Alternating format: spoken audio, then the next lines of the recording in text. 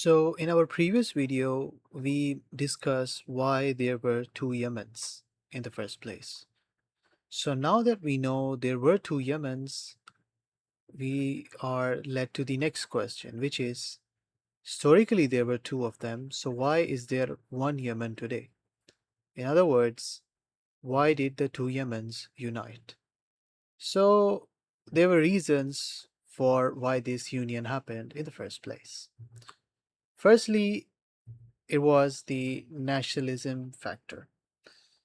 People on both sides saw similarities they had with each other and they wanted to give union a chance.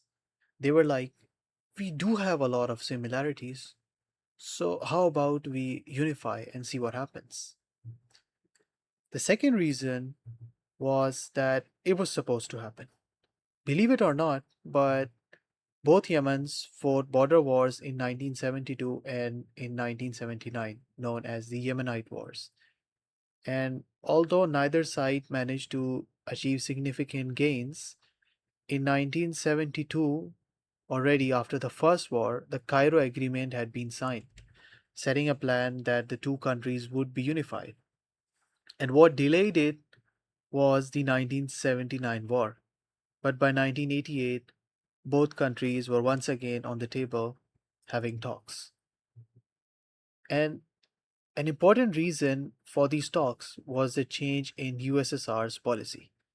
So, when Mikhail Gorbachev came into power in the Soviet Union, North Yemen was a capitalist state backed by Saudi Arabia and the West, whereas South Yemen was a communist state backed by the USSR. It was heavily dependent on Soviet supports, but now Gorbachev decided to change the policy. You might remember Gorbachev from my Cold War videos. We discussed that his policy was to oversimplify. USSR will no longer propagate communism abroad. USSR will no longer support communist states and will no longer give them military support as well. So, when this happened, South Yemen realized that without Soviet support, they're going to collapse. Meanwhile, the West were okay with the idea of two Yemens uniting. But there was one key Western ally that was against Yemeni unification, and that was Saudi Arabia.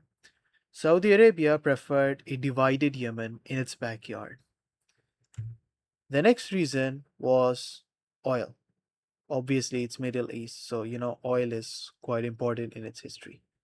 But oil had something to do with geography here. You see, oil had been discovered in the Marib Shabwa basin in 1984. Problem was that Marib was controlled by the north and Shabwa was controlled by the south.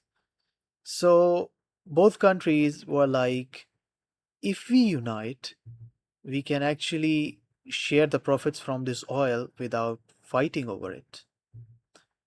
In 1989, the plans were finalized, and in 1990, they were executed. North and South Yemen became the Republic of Yemen. However, to cut a long story short, the Southern administration felt dominated by the North instead of proper power sharing. And this triggered the 1994 Civil War, in which South tried to leave but was defeated, and the Yemen state survived as a single state. But believe it or not, South Yemen separatist movement still exists to this day. And in the current war, you also have the Houthis who are based towards the north, and they are a story. Honestly, they deserve a video of their own. So, that one I will discuss sometime in the future.